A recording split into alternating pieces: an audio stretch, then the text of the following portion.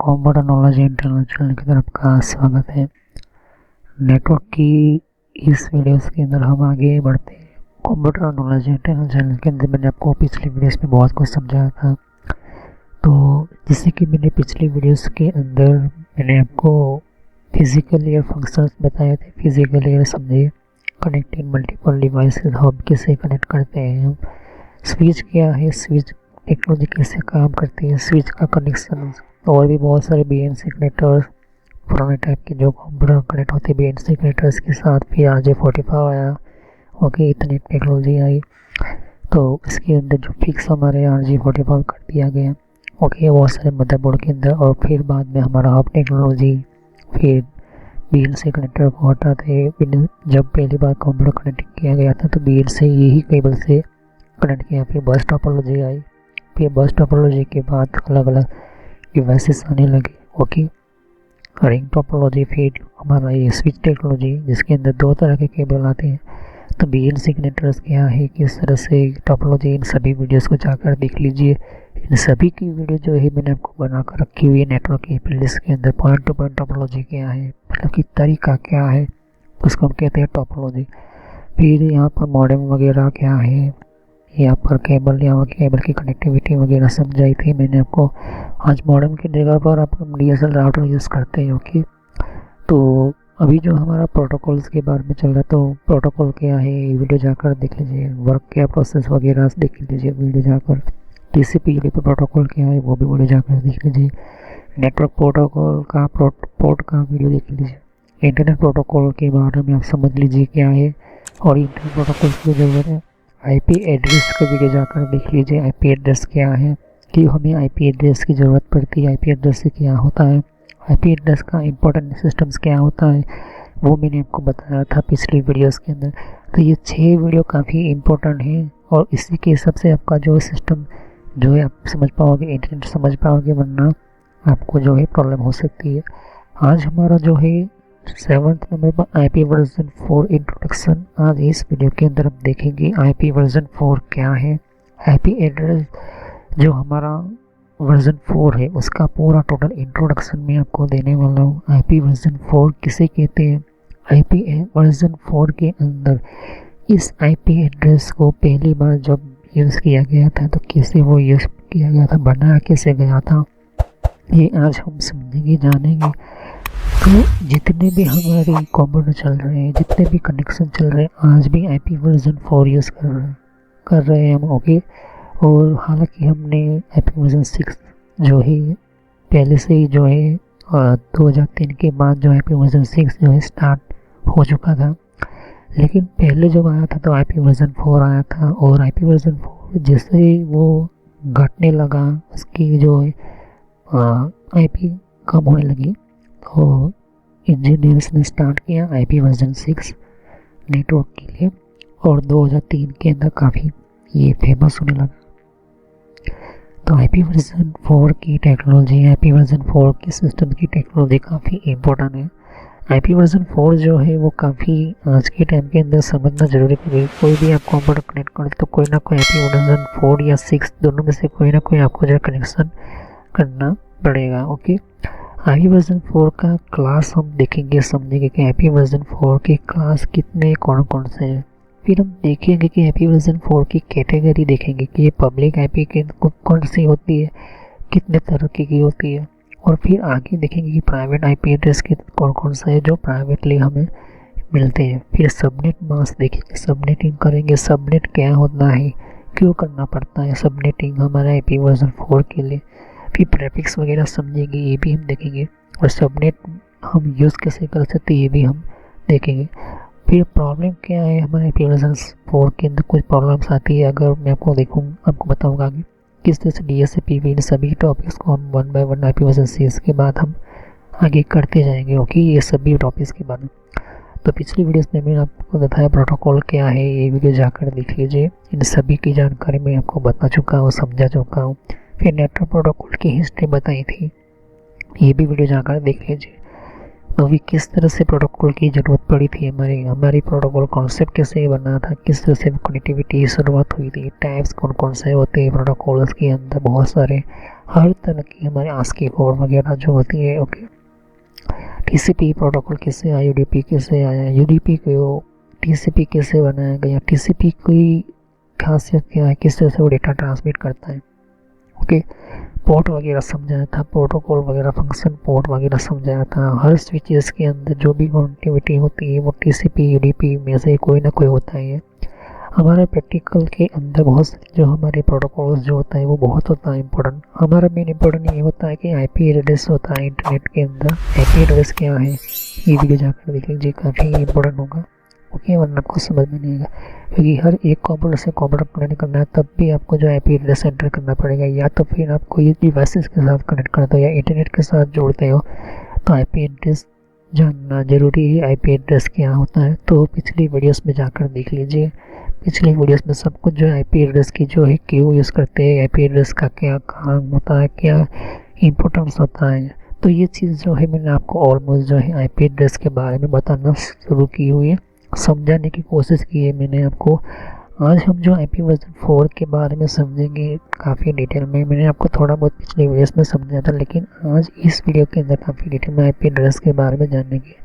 तो computer IP programme की use करता है या फिर कोई भी सिस्टम आज के टाइम के अंदर, पहले तो कंप्यूटर के लिए बनाया गया था लेकिन आज के टाइम के अंदर सभी के लिए जो है ये फिक्स हो चुका है। ओके, जब 1996 से जो भी इंटरनेट से जुड़ना चाहता है तो आईपी एड्रेस का जो सिस्टम जो है वो आपको हर जगह पर आपको इम्पोर्टेंट। पहले तो कंप्यूटर के लिए आईपी एड्रेस बनाए गए थे, लेकिन आज के टाइम के अंदर सभी के लिए जो है मतलब कि 1996 के बाद सभी के लिए जो है ये फिक्स ओएसआई सिस्टम्स होने लगी, और ऑलमोस्ट जितने भी जो है वो डिवाइसेस चाहे प्रिंटर भी क्यों ना हो सभी के अंदर 1996 के बाद जो है आईपी एड्रेस फिक्स होने लगा, जिसमें डीएनएस सर्वर हो गया। डीएनएस भी आपको यहाँ पर एंटर करना पड़ता है। ओके, जहाँ पर जिन लोगों को आईपी एड्रेस देना आता है तो पता होता है डीएनएस क्या होता है। ओके, क्या आईपी एड्रेस होता है, इंटरनेट प्रोटोकॉल एड्रेस क्यों होता है। ओके, ये बहुत इंपॉर्टेंट पार्ट होता है। ओके, इंटरनेट चलाना तो कोई ना कोई आपके पास प्रोटोकॉल होता है। ओके, और ये बहुत इंपॉर्टेंट होता है।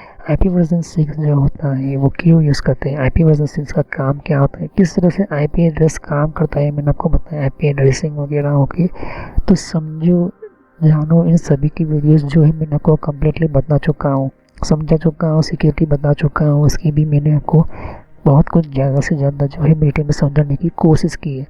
तो आईपी वर्जन 4 का जो इंट्रोडक्शन जो है वो मैं आपके सामने शुरू करना चाहता हूँ, मतलब कि आईपी वर्जन 4 का काम कैसे करने का तरीका होता है। ओके, इसको 32 बिट में ही क्यों बनाया गया था। ओके, और आईपी वर्जन 4 ही क्यों आईपी वर्जन 5 नहीं, क्यों आईपी वर्जन 3 नहीं, पहले हम इसके बारे में पूरा समझेंगे कि कैसे शुरुआत हुआ, और भी बहुत कुछ आगे हम देखेंगे।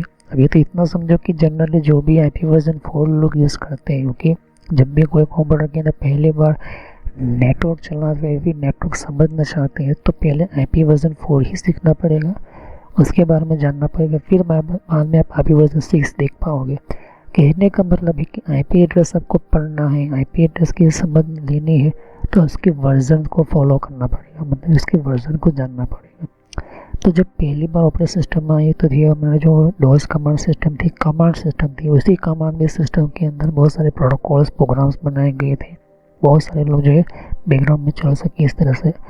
तो इस वीडियो को चलो शुरू करते समझते हैं कि आईपी वर्जन 4 के बारे में इसकी जानकारी लेते हैं, और यहाँ से हमारा जो पहला वीडियो शुरू होता है आईपी वर्जन 4 के कम्प्लीटली समझने के लिए। तो वीडियो को लाइक कीजिए, सब्सक्राइब करना ना भूलें। तो चलो वीडियो को शुरू करते समझते हैं आईपी वर्जन 4 के बारे में।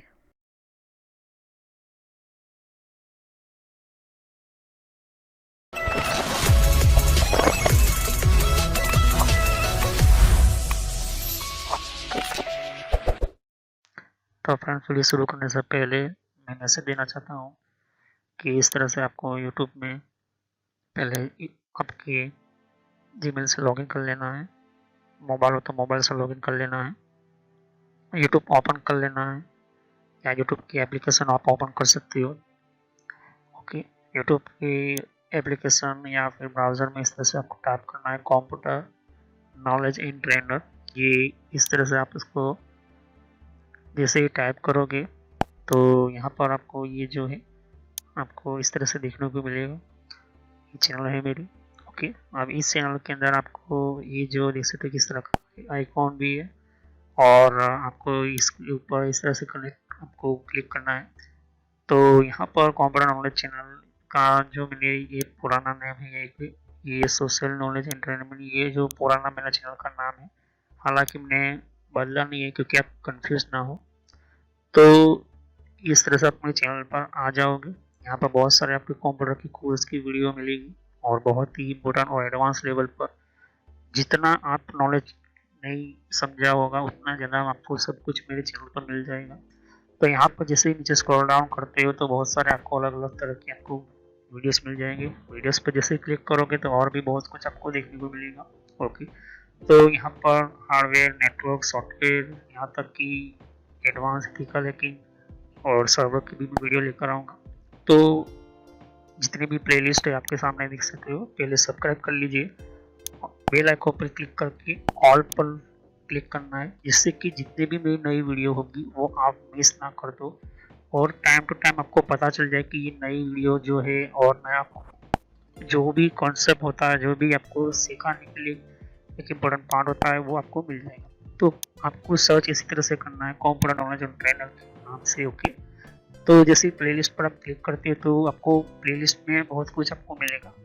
अगर आप कंप्यूटर में नए हो, आप कंप्यूटर के बारे में कुछ पता ही नहीं है, तो आपको जो भी आपको बेसिक से आपसे स्टार्ट कीजिए। ओके, तो जिसको रेड हैट लिनक्स पढ़ना है, जिसको एथिकल हैकिंग पढ़ना है, वो आपको वो मिलता रहेगा कंटेंट में। तो जो नई टेक्नोलॉजी माइक्रोसॉफ्ट के बारे में, तो माइक्रोसॉफ्ट से शुरुआत कीजिए। यहाँ पर आपको बेसिक से शुरुआत कीजिए। आप हार्डवेयर का ज़्यादातर मैं वीडियो अपलोड करता हूँ, जैसे कि जितना हो सके मैं इसको कम्प्लीटली कंप्लीट करूँगा इस कोर्स को। फिर नेटवर्क का आप देख सकते हो कि नेटवर्क का कोर्स जो है, जिनको नेटवर्क नहीं पता, कंप्यूटर की प्रॉब्लम में आता है, नेटवर्क का कॉन्सेप्ट क्लियर नहीं, एडवांस लेवल पर कंप्यूटर की पॉलिसी वगैरह, ऑपरेटिंग सिस्टम किससे इंस्टॉल करते हैं ये भी समझा है यहाँ पर, वो भी बताया है यहाँ पर। विंडोज 7, 8.1, विंडो 10, 11 सब कुछ। और गूगल के अंदर डिफरेंट टाइप के ब्लॉगर वगैरह जो होती है, इनकी प्रोडक्ट्स वगैरह, और भी जीमेल वगैरह, पेटीएम क्या होता है, और भी बहुत कुछ आपको मैंने समझाया यहाँ पर। ओके, तो जितने भी आप देख सकते हैं कि एंड्रॉइड क्या है, एंड्रॉइड की ट्यूटोरियल्स और मोबाइल डिवाइसेस वगैरह वो भी अपलोड करता रहता हूँ। जीमेल के बारे में आपको पता नहीं है, जीमेल क्या है, कैसे काम करता है, किस तरह से इसको अपडेट, इसके नए नए फीचर्स आए, वो भी देखिए। और कंप्यूटर के कप के अंदर हर विंडोज़ के अंदर कंट्रोल पैनल होता है, कंट्रोल पैनल की प्लेलिस्ट है। तो आप शुरुआत कीजिए विंडोज बेसिक्स से। Okay, Windows 7 basics. अगर आपको कंप्यूटर के बारे में कुछ भी नहीं पता तो विंडोज 7 बेसिक्स से शुरुआत करोगे तो आपको पता चलता रहेगा टाइम टू टाइम। ओके, तो यहाँ पर आप ध्यान दे सकते हो कि उसके बाद आपको शुरुआत करनी है यहाँ पर माइक्रोसॉफ्ट की सॉफ्टवेयर से। ओके, तो यहाँ पर माइक्रोसॉफ्ट जो है बेसिक ऑफिस वगैरह, माइक्रोसॉफ्ट वर्ड है, उसके अंदर काफ़ी एडवांस लेवल पर मैं सिखाया यहाँ पर। उसके बाद आप कंट्रोल पैनल के बारे में समझिए, इसके बारे में आप समझिए और देखिए। सभी वीडियो मेरी पार्ट वाइज होती है, ध्यान से। ओके, और साथ ही फिर आपको जो है यहाँ पर कंप्यूटर हार्डवेयर का नॉलेज लेना है कि कंप्यूटर के अंदर कौन कौन से पार्ट्स वगैरह जो होती है, किससे काम करते हैं, एडवांस फीचर्स वगैरह, और भी हैकिंग वगैरह समझनी है। फिर एक रेड लिनक्स करके भी आता है यहाँ पर, ये भी बहुत पॉपुलर है, ये भी कोर्स बहुत पॉपुलर है, तो ये भी देखिए। तो सभी वीडियो कोर्स जो है वो जेन्युइन है और काफ़ी इम्पोर्टेंट होता है यहाँ पर, आपको समझने के लिए ही मैंने आपको बताया यहाँ पर। और फायरवॉल क्या होता है, फायरवॉल क्या होता है, फायरवॉल टेक्नोलॉजी क्या होती है, ये सब कुछ मैंने समझाया यहाँ पर। ओके, तो जैसे जैसे मैं कंटिन्यू करता जाऊँगा, नया नया वीडियो अपलोड करता जाऊँगा। ओके, तो उसके अलावा मेरे फेसबुक पेज के ऊपर भी आप विजिट कर सकते हो। ओके, तो फेसबुक पेज के ऊपर मैं टाइम टू टाइम जो है मैं अपना सिस्टम जो है अपना जितना भी हो सकता है उतना उसको मैं कंटिन्यूसली अपडेट करता रहता हूँ। तो आप मेरे फेसबुक पेज से जुड़ सकते हैं यहाँ पर। ओके, तो कोई भी एक इम्पोर्टेंट जो डिफरेंट टाइप की जो लेवल का जो एक जिन लोगों को पता नहीं होता है कि कोर्सेज वगैरह जो होती है वो किस तरह से इम्प्लीमेंट होती है यहाँ पर, इसके अंदर यूज़ कैसे होता है, इन सबको मैंने यहाँ पर दे सकती हो कि मैंने हर टाइम टू टाइम में अपना सिस्टम के वगैरह जो है यूज़ और अपलोड करता रहता हूँ यहाँ पर। ओके, तो जितने भी प्ले लिस्ट है उनको वन बाय वन समझिए। ओके, ऐसा नहीं कि डायरेक्टली मुझे ये सीखना है, आप सीख सकते हो। अगर आपके पास पहले से बेसिक का नॉलेज है तो आप चाहते हो कि हार्डवेयर की नॉलेज लेना चाहते हो तो हार्डवेयर की नॉलेज ले सकते हो। उसके अलावा आप नेटवर्क पढ़ना चाहते हो नेटवर्क भी पढ़ सकते हो। सर्वर की वीडियो अभी आने की थोड़ी देर लगेगी, सर्वर की टेक्नोलॉजी आने में थोड़ी देर लगेगी, क्योंकि हार्डवेयर और नेटवर्क दोनों का पूरा कोर्स पूरा होने के बाद मैं सर्वर का वीडियो लेकर आऊँगा। ओके, तो बेसिक से शुरुआत कीजिए। अगर कंप्यूटर के बारे में कुछ भी नहीं पता, इसे क्लिक करोगे तो सभी वीडियो जो होती है मेरी पार्ट वाइज होती है। ओके, तो इस तरह से वीडियो देख सकती है कि जो है आपको देखनी है वन बाय वन करके। ओके, और जितने भी कॉन्सेप्ट होती है विंडोज 7 से लेके, जिनको पता है कंप्यूटर क्या है, किस तरह का काम करता है, तो आप बेसिक से शुरुआत कीजिए। ओके, और जिनको एडवांस लेवल पर सीखना है तो हार्डवेयर वगैरह सीखिए, नेटवर्क वगैरह सीखिए। ओके, तो मैं जितना हो सके मैं डिटेल में एंटर किया हुआ है कोर्स, और पुराना नेम आपके सामने है और नया नाम मैंने एंटर करके रखा हुआ है। तो चले हम वीडियो को शुरुआत करते हैं और सभी वीडियो को पार्ट वाइज ही देखते हैं। तो आईपी वर्जन 4 की हम इंट्रोडक्शन हम समझ लेते हैं। देखिए, जैसे कि मैंने कहा कि हर कंप्यूटर के अंदर इंटरनेट प्रोटोकॉल है, आईपी एड्रेस है, तभी जो है वो डेटा कम्युनिकेट कर पाता है, तभी जो है हम गूगल यूज़ कर पाते हैं, तभी हम कोई डेटा को ईमेल भेजता है, कभी हम रिसीव करते हैं, हम यूट्यूब देख पाते हैं, हम वीडियोस देख पाते हैं, हम वेबसाइट ओपन कर पाते हैं। ऐसा क्यों करते हैं? अगर हम आईपी एड्रेस यूज़ ना कर सके तो हमारा जो कम्युनिकेटिंग हो ही पाएगी। कोई भी कनेक्शन हो, वायर कनेक्शन हो या कनेक्टिविटी करते हैं, तब भी वो जो डेटा भेजता है वो आईपी एड्रेस के थ्रू ही डेटा भेजता है। हर आईपी एड्रेस की अपनी एक अलग अलग यूनिक आइडेंटिफिकेशन नंबर, कोई ना कोई एक नंबर जो है दूसरे से चेंज होता है। यहाँ पर मैं अपना कंप्यूटर के अंदर कमांड प्रॉम्प्ट ओपन करता हूँ और यहाँ पर मैं आपको आईपी कॉन्फ़िग कमांड एंटर करना है, IPCNOFIG। अभी यहाँ पर देखिए ये मेरा ये आईपी वर्जन 4 मुझे मिला है। ओके, ये मेरा आईपी एड्रेस है, ये मेरा यूनिक कंप्यूटर का नंबर है। तो अगर कोई भी कंप्यूटर यूज़ करते हो या कोई भी सिस्टम यूज़ करते हो तो किसी न किसी नेटवर्क से हम जोड़ते हैं। ओके, कमांड प्रॉम्प्ट से ओपन करता है। ओके, और यहाँ पर जैसे ये आईपी एड्रेस हमें मेरी कंप्यूटर की ये है। एक्चुअली में यहाँ पर ध्यान से देखो कि ये आईपी एड्रेस जो है 192.20.1 इसके कहते हैं आईपी वर्जन 4। ओके, ये होती है मेरी आईपी वर्जन 4। अब आईपी वर्जन यहाँ पर देख सकते हो ये 6 है। तो हमें जो है क्यों मैंने ये चीज़ बताई, क्योंकि हमारी हर आईपी एड्रेस या फिर स्टैटिक होगी या डायनेमिक। अब स्टैटिक क्या होती है? जब हम कंप्यूटर के अंदर कॉन्फ़िगर नेटवर्क करते हैं या फिर हम कोई नेटवर्क के अंदर आईपी एड्रेस डालते हैं तो एडमिनिस्ट्रेटर के पास दो रास्ते होते हैं। मतलब कि जो भी हम इंटरनेट को जोड़ने के लिए आईपी एड्रेस डालते हैं तो हमारे पास एक होता है खुद मैन्युअली जाकर हम आईपी एड्रेस एंटर करें, खुद मैन्युअली जाकर हम हम एडमिनिस्ट्रेटर की उसको हम कहते हैं नेटवर्क एडमिनिस्ट्रेटर। नेटवर्क एडमिनिस्ट्रेटर का काम क्या होता है? आईपी एड्रेस को देखना, आईपी एड्रेस को डालना, एंटर करना और देखना। तो इसके अंदर होता है स्टैटिक। पहले स्टैटिक का मतलब होता है कि खुद मैन्युअली, और दूसरा होता है डायनामिक। डायनामिक में ऐसा खास तरह का कोई प्रोग्राम होता है या कोई सर्विस होती है या सर्वर होता है जिससे कहते हैं हम DHCP। ये एक तरह का प्रोग्राम होता है जो सबको जो आईपी एड्रेस ऑटोमेटिकली देता है, उसे कहते हैं हम डायनामिक। तो एक होता है स्टैटिक और दूसरा होता है डायनामिक। अब डायनामिक कैसे बनाई? सिस्को कंपनी ने शुरुआत किया था, सिस्को कंपनी की शुरुआत हुई, लेकिन उससे पहले स्टैटिक तो चल रहा था। अब स्टैटिक में प्रॉब्लम क्या होती है? स्टैटिक में आपको सभी उस जगह पर पर्टिकुलर जगह पर बार बार जाना होगा, वहाँ पर आईपी एड्रेस देना पड़ेगा, चाहे 100 कंप्यूटर हो, 200 कंप्यूटर हो, 300 कंप्यूटर के अंदर। ऐसे में टाइम ज़्यादा जाता है। लेकिन डायनेमिक में कुछ भी नहीं होता, एक ही कोई ऐसा मेन सिस्टम होगा जो सभी को जो आईपी एड्रेस डिस्ट्रीब्यूट कर देगा ऑटोमेटिकली। आपको कहीं पर भी जाने की ज़रूरत नहीं, टाइम जो होता है वो कम बचता है। हर जगह कंप्यूटर के अंदर या आईपी सिस्टम के अंदर हर जगह आईपी एड्रेस जो होती है ट्रांसमिटिंग और रीट्रांसमिटिंग वगैरह वो ऑटोमेटिकली कर लेता है। लेकिन उसके अंदर आपको फिक्स करना होता है आईपी वर्जन 4 की रेंज। अब रेंज क्या होती है? मतलब कि ऐसे आप नंबर्स जो आईपी एड्रेस का जो लिस्ट के हिसाब से वो निकल कर चलता है। ओके, अब यहाँ पर हम आगे देखते हैं कि हमारा नेटवर्क के अंदर, कंप्यूटर के अंदर हम जब भी कोई कम्युनिकेशन करते हैं या कोई भी टेक्नोलॉजी हम यूज़ करते हैं, तो हमारा राउटर हो या फिर हमारा कंप्यूटर हो या हमारा इंटरनेट हो, वो किसी न किसी नेटवर्क एडमिनिस्ट्रेटर ने स्टैटिक या फिर डायनामिक आईपी एड्रेस एंटर किया हुआ है। आईपी एड्रेस से तो हमारा कोई ना कोई मोबाइल के अंदर भी आपके मोबाइल में भी आईपी एड्रेस होगा। आपको सेटिंग्स में जाना है, अबाउट फ़ोन के अंदर जाना है, ओके, अबाउट या फिर सिस्टम इंफॉर्मेशन या नेटवर्क इंफॉर्मेशन के अंदर जाओगे तो आईपी एड्रेस आपको मिल जाएगा। ओके, तो अभी क्या होता है, आईपी वर्जन 4 जो होता है वो ऐसा वर्जन बनाया गया है जिसके अंदर 4 लेवल्स एंटर किए गए हैं।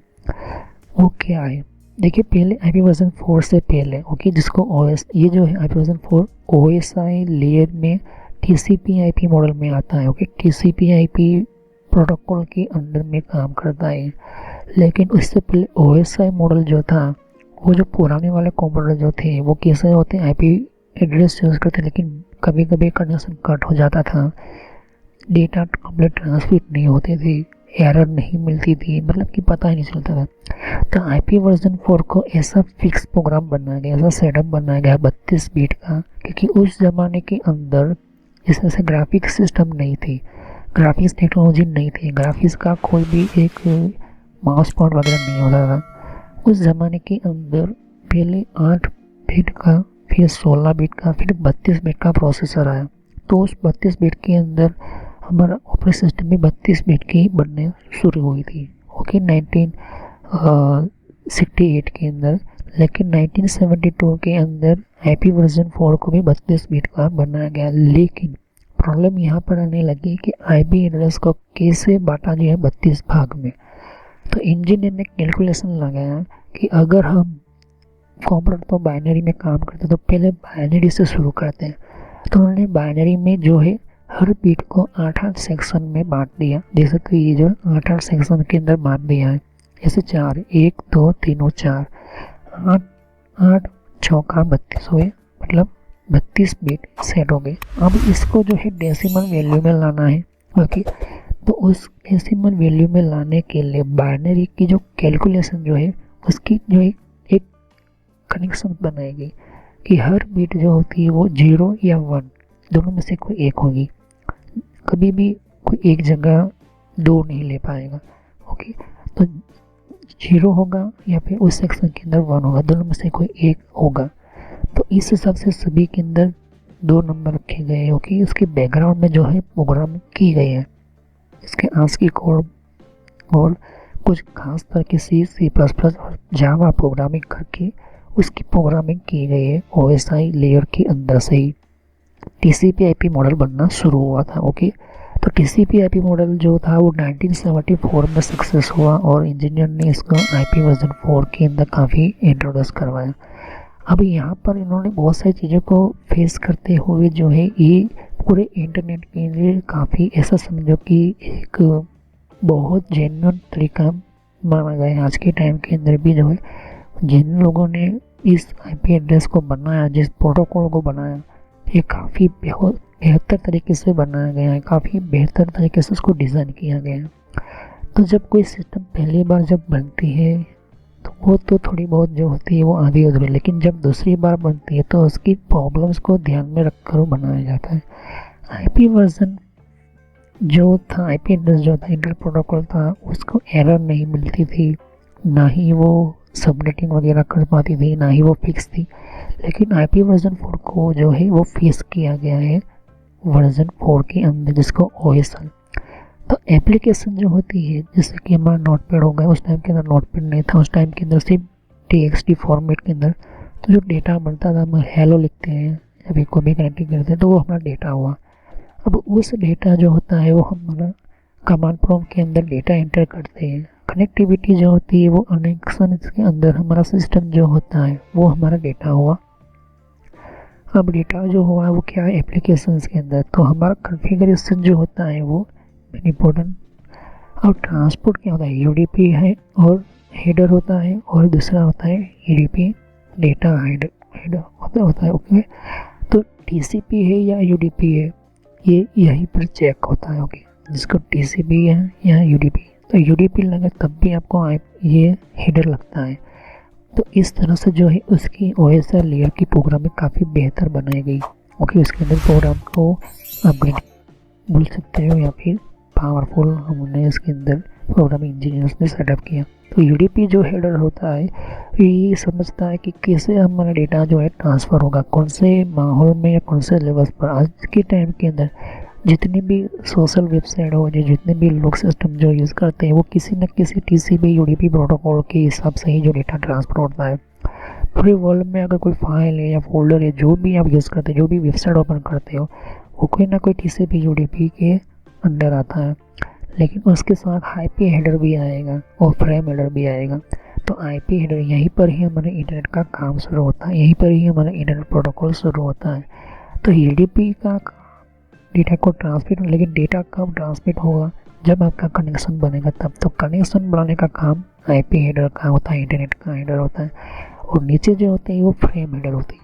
आईपी हेडर के बाद में फ्रेम हेडर होती है, क्योंकि डेटा जो है ऐसे डायरेक्टली अंदर नहीं भेजा जाता, उसकी खास तरह की प्रोग्रामिंग होती है उसकी पर, क्योंकि उस प्रोग्राम को सिर्फ कंप्यूटर की नेटवर्क कनेक्टिविटी और नेटवर्क प्रोटोकॉल ही समझ पाते हैं। ओके, हमारे सिस्टम के अंदर 3 लेवल्स पर काम करने वाले प्रोग्राम होते हैं। एक बाइनरी को डेसिमल में और डेसिमल को बाइनरी में कन्वर्ट करने के लिए तीसरा जो होता है वो इंटरप्रेटर होता है। तो उसी तरह से जो है हमारे डेटा को एक जगह से दूसरी जगह पर डेटा को ट्रांसमिट करना है, तो वो फूटर होता है। ओके, और हमारा फ्रेम हेडर होता है। लेकिन उस आईपी एड्रेस को पहुंचाना, तो वो आईपी एड्रेस को ही चेक करना, आईपी एड्रेस को ट्रांसफर करना, तो उसे कहते हैं आईपी हेडर। ओके, तो आईपी हेडर जो है ये आईपी प्रोटोकॉल के हिसाब से चलता है। तो हमारा कंप्यूटर तो हमारा डेसिमल वैल्यू समझता नहीं, ये डेसिमल वैल्यू तो सिर्फ इंसानों के लिए है।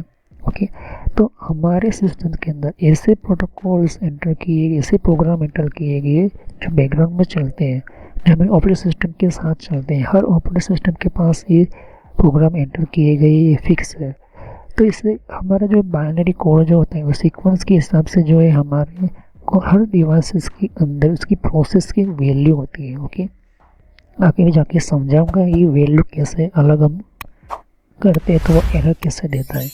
तो एरर को परफॉर्म करने के लिए एडवांस लेवल पर जो है हमें एक फैसिलिटीज प्रोवाइड करने के लिए खुद ही प्रोटोकॉल जो है वो मना कर सके, खुद ही प्रोटोकॉल जो है रिजेक्ट कर सके, उस तरह से इसकी जो है वैल्यूएशन निकाली गई है। आईपी वर्जन 4 को इस तरह से बनाया गया है।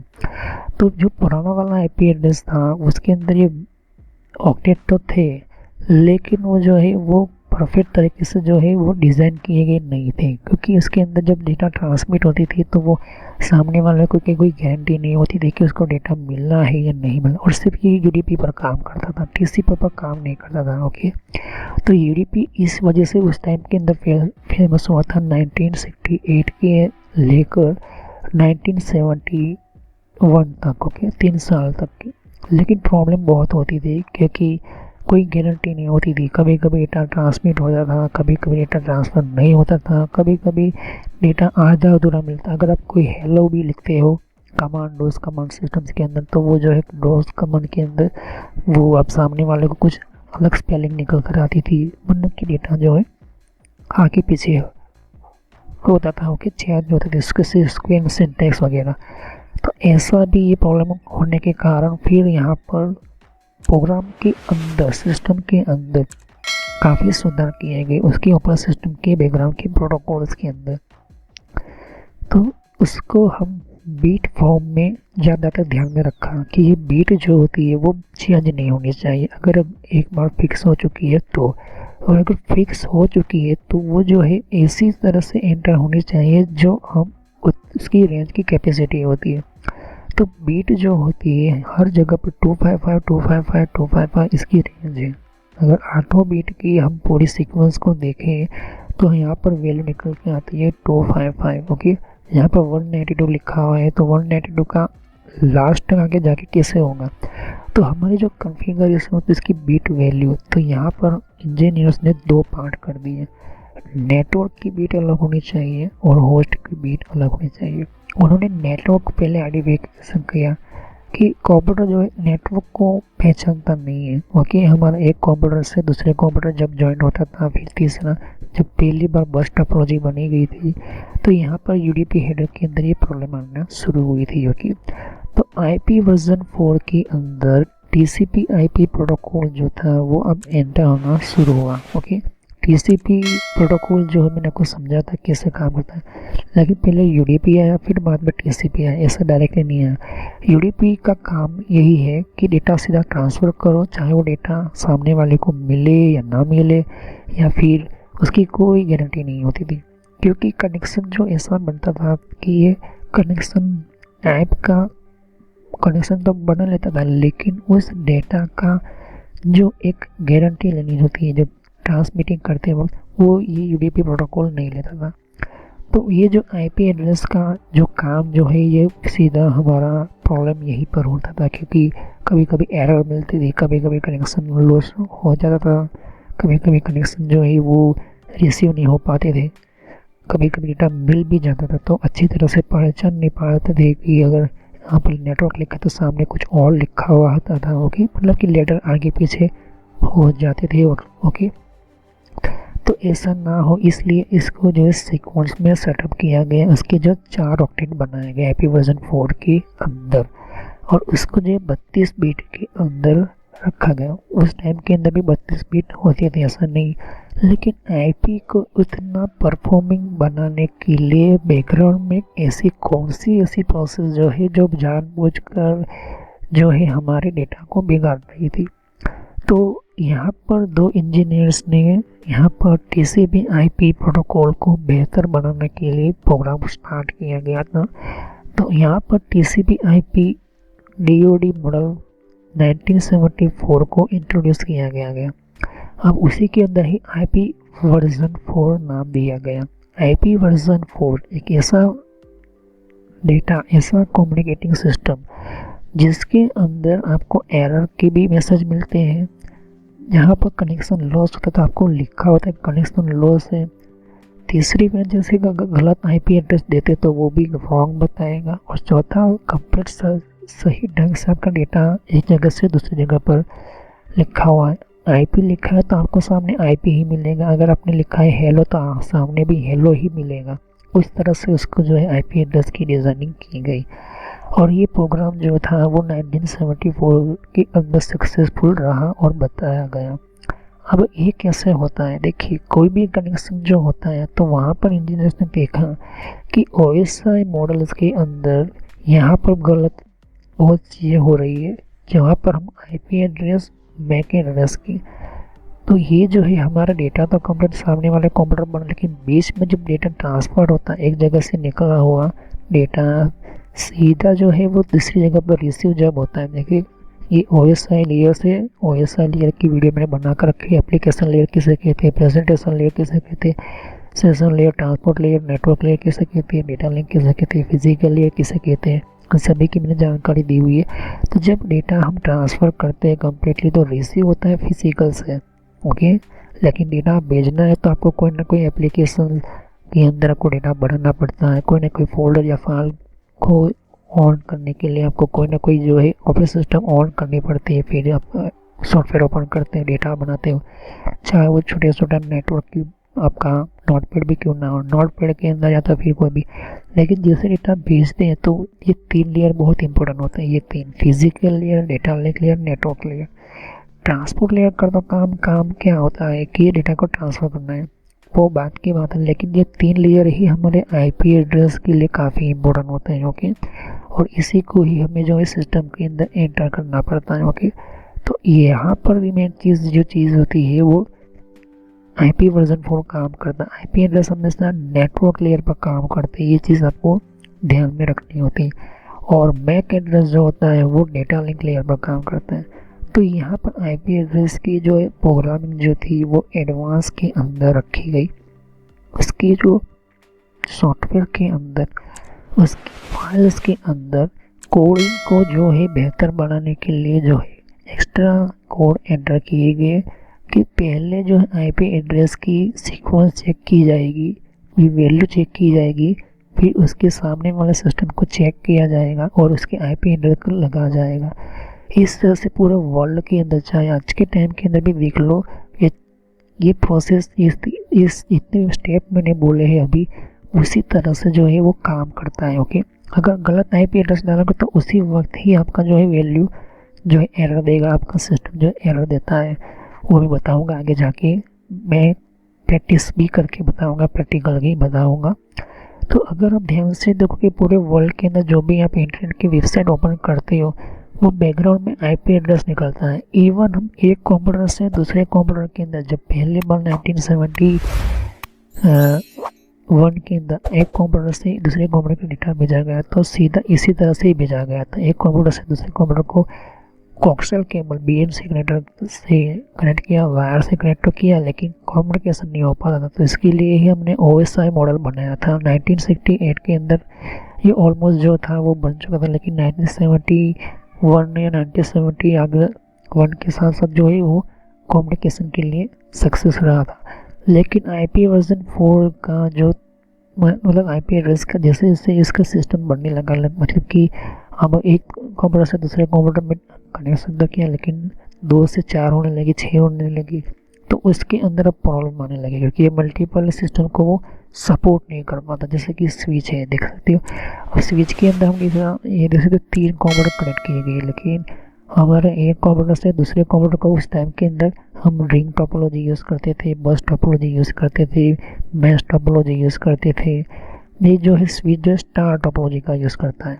लेकिन एक कंप्यूटर से दूसरे कंप्यूटर के अंदर डेटा भेजना इतना आसान नहीं था उस टाइम के अंदर, जितना आज के टाइम के अंदर।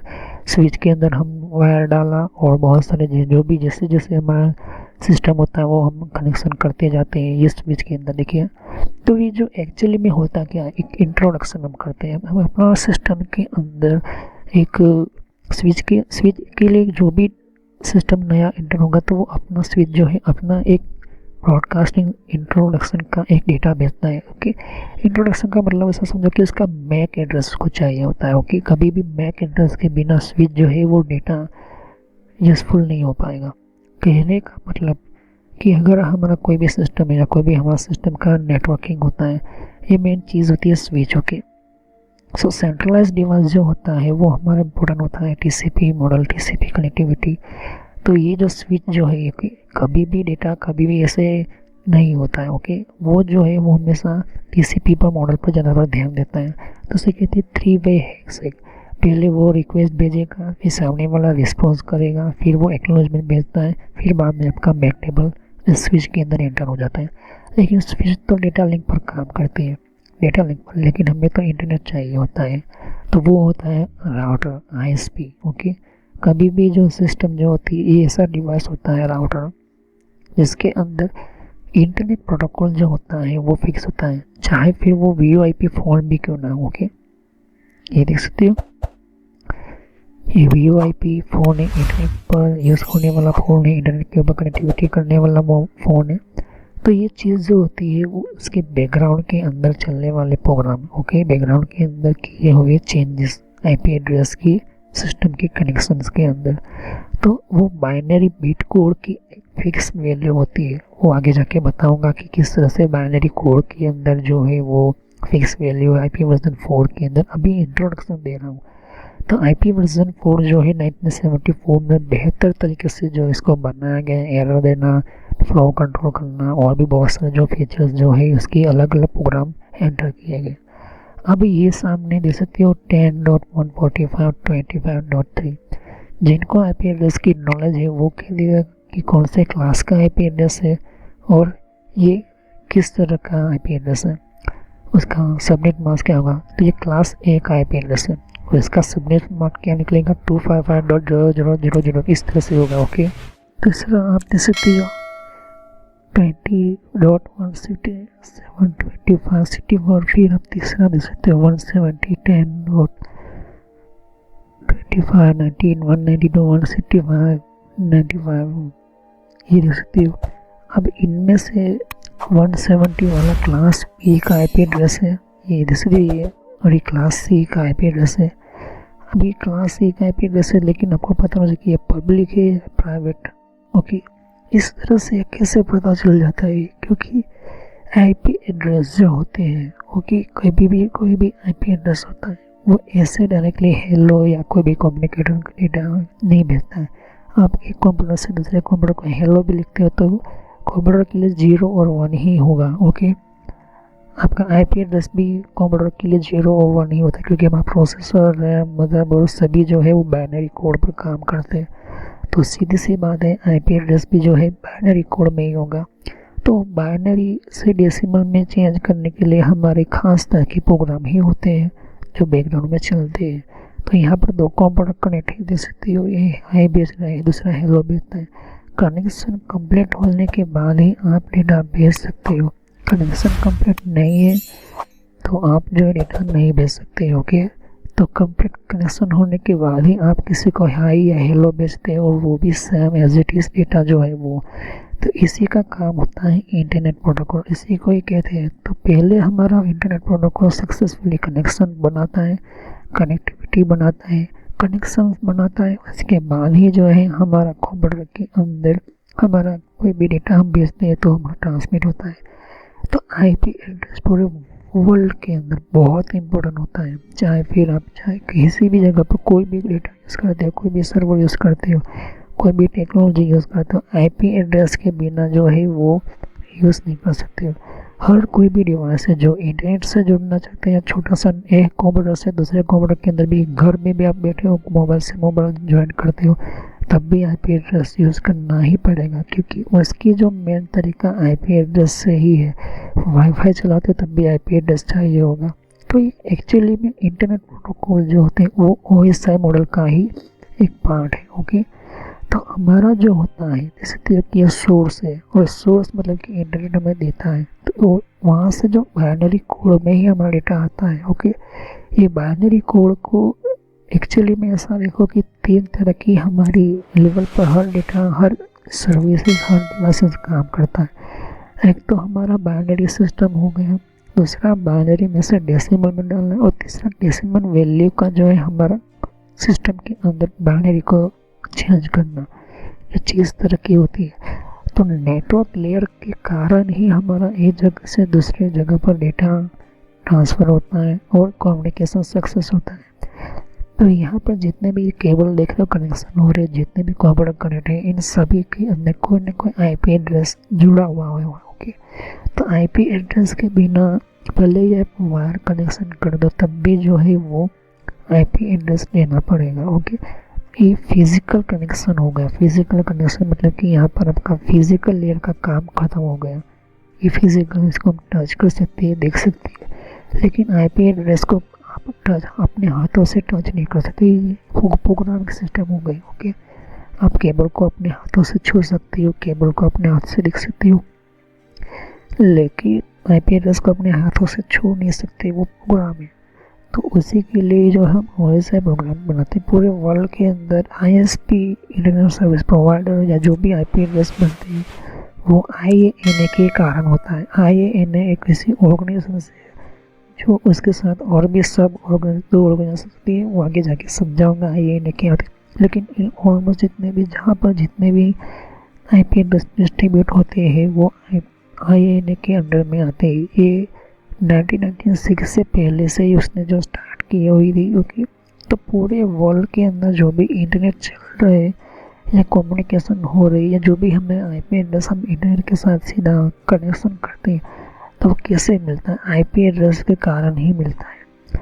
तो इंटरनेट प्रोटोकॉल का जो इंट्रोडक्शन हम वर्जन 4 की हम बात या कनेक्शन की हम बात करते हैं, तो हमारा मेन पार्ट ऑफ कनेक्शन जो होता है इंटरनेट सिस्टम, हमारी इंटरनेट कनेक्टिविटी।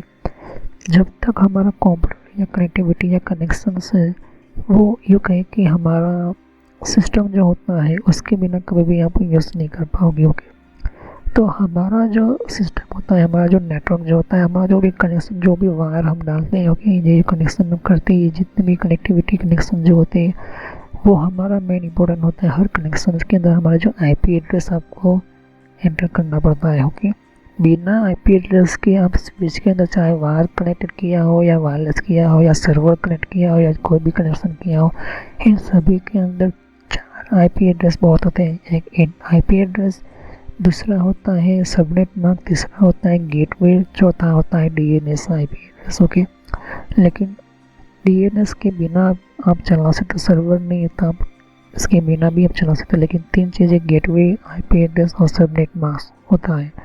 तो आईपी एड्रेस को ऐसे बनाया गया है कि आप जब भी कोई कम्युनिकेटिंग करते हो तो आपका जो है उस डेटा को जो है वो उस जगह पर परफेक्टली पहुंच सके, बाइनरी का सीक्वेंस जो है वो चेंज ना हो, आपका डेटा चेंज ना हो। ये ट्रांसपोर्ट लेयर की जिम्मेदारी होती है।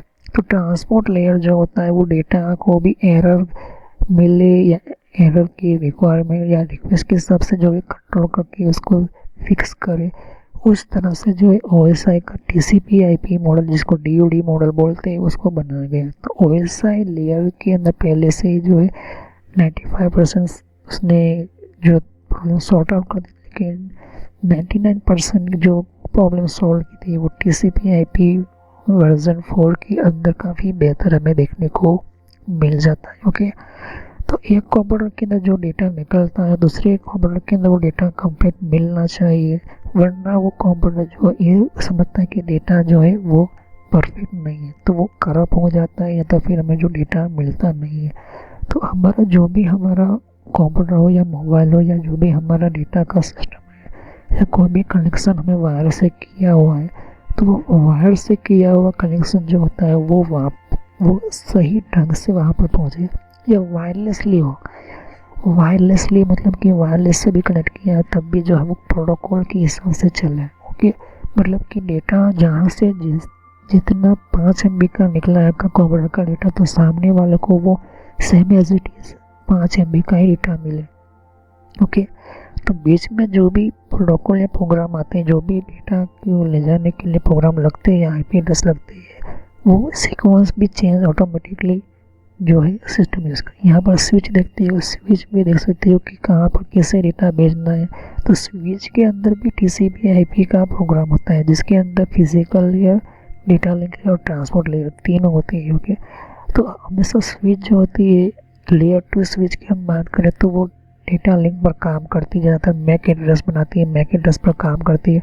और लेयर 3 स्विच है तो वो नेटवर्क लेयर पर वो भी हमारा सपोर्ट करती है, लेकिन वो थोड़ी महंगी होती है स्विच। ओके, तो यहाँ पर जितने भी कंप्यूटर देख सकते हो कनेक्ट किए हैं वो स्विच के सेंट्रलाइज्ड डिवाइस के हिसाब से चलती है। अब यहाँ पर आप देख सकते हो कि ये IP एड्रेस है 70.72.24447। ओके, ये क्या है? ये क्लास A का IP एड्रेस है जो कि जैसे, और इसकी हम होस्ट बिट समझे तो नेटवर्क होस्ट।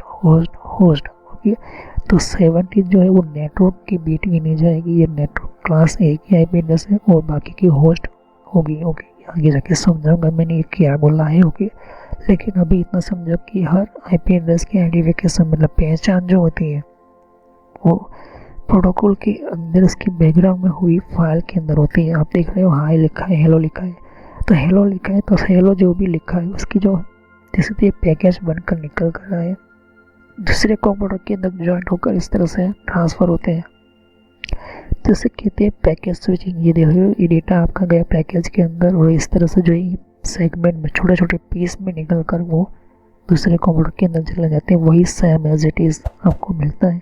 तो यही काम हमारा OSI लेयर का काम होता है। देखो ये आपके सामने इस तरह से हमारा डेटा जाता है पूरे इंटरनेट के अंदर, चाहे भी कंप्यूटर से कंप्यूटर भी कनेक्ट किया ना किया हो।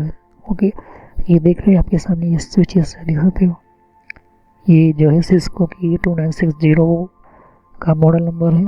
और आपके सामने ये देख सकते हो ये अभी ये जितने भी स्विच है वो देख सकते हो रियल स्विचेस हैं।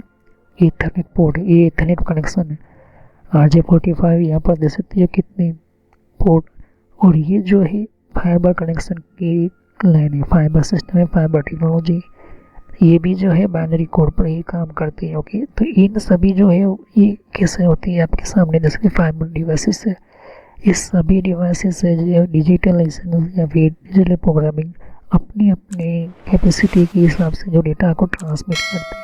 कहने का मतलब क्या है कि अगर कोई भी डेटा भेजते हो तो इनके अंदर पहले से ऐसी प्रोग्रामिंग जो है वो रखी गई होती है कि कैसे डेटा किसको किस तरह से भेजना होता है। कभी भी कोई भी डिवाइस ऐसे डेटा नहीं भेजता, क्योंकि कोई डिवाइस ऐसे डायरेक्टली एक्सेप्ट नहीं करता है आईपी एड्रेस या कनेक्शन को, या फिर कोई भी हमारा कनेक्शन उसके साथ जुड़ा हुआ डेटा हो, क्योंकि हर सिस्टम हर कनेक्शन जो होता है वो इम्पोर्टेंट हमारा आईपी कनेक्टिविटी आईपी सिस्टम के अंदर होता है। ओके, तो वो जो है उसके अंदर उनकी प्रोग्रामिंग की गई होती है। ओके, ये बहुत इम्पोर्टेंट है, तो आप समझना ज़रूरी है कि आपको ये सिस्टम होती है। ओके, तो आगे जाके समझेंगे आईपी टर्मिनोलॉजी। आईपी टर्मिनोलॉजी जब आप समझोगे तो आपको पता चलेगा कि आईपी वर्जन 4 की किस तरह से कनेक्टिविटी या कम्युनिकेशन होती है। तो आईपी टर्मिनोलॉजी किसे कहते हैं, ये बहुत इम्पोर्टेंट टॉपिक है। आईपी वर्जन 4 की जो भी हमारी जो ये वीडियो है वो यहीं पर जितना इम्पोर्टेंट है, उसी तरह से आईपी टर्मिनोलॉजी भी इम्पोर्टेंट है आपके लिए। तो सब्सक्राइब करें, लाइक करें, बेल आइकन पर क्लिक करना ना भूलें। अगले नेक्स्ट वीडियो के अंदर आईपी टर्मिनोलॉजी के बारे में हम समझेंगे। ओके, और यहीं से हमारा जो है आईपी एड्रेस को और अच्छी तरह से डिटेल में जानेंगे। ओके, तो वीडियो को सब्सक्राइब करो, लाइक मतलब कि वीडियो को लाइक करो, आप चैनल को सब्सक्राइब करो और कोई भी क्वेश्चन कमेंट करो। ओके, तो thanks for watching my video. Have nice day. Next time continue on this topic. तो कोई भी क्वेश्चन होता है मुझे कमेंट कीजिए, तो हम नेक्स्ट वीडियो में यही आईपी वर्जन को इसी टॉपिक से कंटिन्यू करेंगे। तो थैंक यू। जैसे थे कि यहाँ पर और भी एक जैसे कि विंडो 10 के लिए भी अलग मैंने प्लेलिस्ट बना रखी हुई है। तो विंडो 10 के अंदर भी आप अलग अलग तरह की इन्फॉर्मेशन जैसे तो कि विंडोज 10 के अंदर भी तो विंडो 10 की भी आपको जानकारी मिलेगी। यहाँ पर डिफरेंट टाइप की अलग तरह की विंडो 10 की यहाँ पर सीरीज है। ओके, तो हर विंडो 10 के अंदर कौन कौन सी सेटिंग्स होती है, किस तरह की सेटिंग्स होती है, विंडो 10 के अंदर कौन कौन सी फीचर्स होती है, ये भी रखा हुआ है यहाँ पर। ओके, तो यहाँ पर आपकी विंडो 10 के अलावा कंट्रोल पैनल भी है। कंट्रोल पैनल के अंदर भी आपको जानकारी कंट्रोल पैनल क्या होता है। ओके, और आप इसी तरह की कंप्यूटर हार्डवेयर का कोर्स आपको ये इम्पोर्टेंट है, ये आप इसी की और कंप्यूटर नेटवर्क का भी कोर्स कंटिन्यू कर रहा हूँ यहाँ पर। ओके, तो जहाँ पर आपकी जिस फील्ड के अंदर आपको इन्फॉर्मेशन चाहिए, साथ ही मैंने जीमेल किस तरह से बनाना, जीमेल क्या है, Gmail port forwarding, Gmail system, Gmail ID के अंदर क्लोनिंग किस तरह से करी जाती है, यहाँ पर जीमेल के अंदर किस तरह से हम लेबल क्रिएट करते हैं, यहाँ पर ये भी सिखाया मैंने यहाँ पर। ओके, तो आगे जाके आप देख सकते हो कि और भी बहुत सारे यहाँ पर वीडियो है विंडोज 10 के यहाँ पर। ओके, तो मैंने पेटीएम, मिंत्रा, याहू, ट्विटर क्या होती है, ट्विटर के कौन कौन सिक्योरिटी फीचर कौन कौन से, फेसबुक क्या है, फेसबुक के अंदर कौन कौन से फीचर्स वगैरह होते हैं यहाँ पर मैंने बताया यहाँ पर। तो यहाँ पर आपको देख सकते हैं कि और भी बहुत सारे आपको बेसिक कंप्यूटर यूजर पर क्लिक करना है यहाँ पर, बेसिक कंप्यूटर नॉलेज के ऊपर, क्योंकि ये बहुत ही इम्पोर्टेंट है। और जब तक अपना आपको कोई कंप्यूटर की नॉलेज नहीं तो आप बेसिक पे ही स्टार्ट कीजिए। ओके, तो ये इम्पोर्टेंट है आपके लिए। और कुछ में फ्रॉड कॉल वगैरह होते हैं, कुछ वेबसाइट, कुछ कमांड के अंदर क्या करना है, कम फायरवॉल किस तरह से यूज़ करना है, ये भी मैं बताया यहाँ पर। तो मैं आगे नेक्स्ट लेवल पर बताऊंगा। ओके, एंड्रॉइड का भी मैंने समझाया, एंड्रॉइड मोबाइल फ़ोन के अंदर क्या होती है किस तरह से। तो वीडियो पर जैसे क्लिक कर तो बहुत सारा कुछ वीडियोस मिलेंगे, लेकिन मैं कहूँगा कि आप प्ले लिस्ट पर जाकर ही हर तरह के यहाँ पर वीडियोज़ को कंटिन्यू करें। ओके, तो सभी वीडियोज़ जो होती है पार्ट वाइज होती है। ओके, तो हर पार्ट के अंदर आपको अलग तरह की नॉलेज मिलेगी। ओके, और कोई भी क्वेश्चन होता है मुझे कर सकते हो। अभी ये जो मेरा नेम है वो पुराना नेम है क्योंकि मैंने रखा हुआ है, लेकिन जो रियल नेम है आपको इस तरह से सर्च करना है यूट्यूब की प्लेलिस्ट के अंदर, आपके मोबाइल के अंदर, और आपके कंप्यूटर के अंदर भी आप यूट्यूब चलाते हो तो इस तरह से आपको कंप्यूटर नॉलेज ट्रेनर यही नाम एंटर करना है। लेकिन मैं पुराना नाम इसलिए रखा हुआ है क्योंकि आपको पता चले कि ये दोनों चैनल एक ही है मेरी। Okay, so thanks for watching my video. Have a nice day. Next time I will continue new topic. मैं नए कंप्यूटर में कंटिन्यू करूँगा। ओके, तो थैंक यू।